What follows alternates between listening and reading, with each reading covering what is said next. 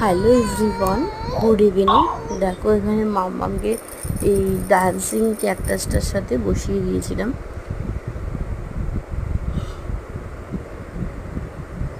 তো এখানে ডান্সিং ক্যাকটাসটার সাথে ও কথা বলছে, আর দেখো ও যা বলছে তাই করছে। সেটা দেখে দেখে লাস্টের দিকে মামাম কাঁদছিল, কারণ ওকে নকল করছিল, সেটা দেখেই ও কাঁদছিল। দেখো তোমরা এখানে